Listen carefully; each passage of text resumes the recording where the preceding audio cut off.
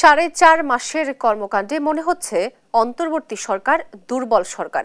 রাষ্ট্রের উপর তাদের কোনো নিয়ন্ত্রণ নেই, এমন মন্তব্য করে নাগরিক ঐক্যের সভাপতি মাহমুদুর রহমান মান্না বলেছেন, সরকার পরিচালনায় অন্তর্বর্তী সরকারের সফলতার হার কম।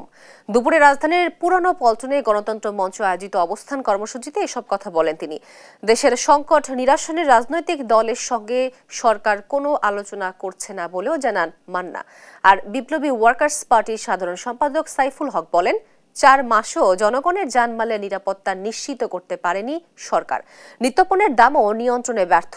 সংস্কারের কথা বলে সময় ক্ষেপণ না করে 2025 সালের মধ্যে নির্বাচন দিতে সরকারের প্রতি আহ্বান জানান নেতারা।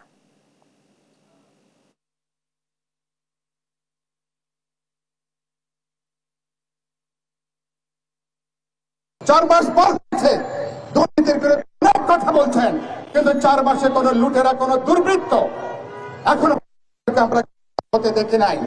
ওদের অপ্রদর্শিত আয়, ওরা যে লক্ষ লক্ষ কোটি টাকা 16 বছরে ইস্ট ইন্ডিয়া কোম্পানির মতন যারা আমাকে ফতুর করেছে, যারা খালি করে দিয়েছে, কোন একটা দুর্বৃত্ত মাফিয়া সিন্ডিকেটের বিরুদ্ধে সংগঠিত কোন তৎপরতা ওদেরকে আইনের আওতায় এখনো পর্যন্ত আনতে পারেন নাই। পুরা রাষ্ট্রযন্ত্রের উপরে আপনার কোন নিয়ন্ত্রণই প্রতিষ্ঠা হয়নি।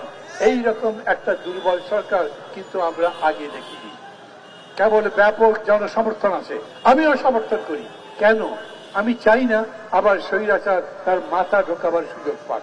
আমি চাই না আবার সেই আগের দিনের ওই 53 বছরের যে বাংলাদেশ ছিল সেই বাংলাদেশ ফিরে আসুক। তাই আপনাদের উপরে আশা রাখতে চাই।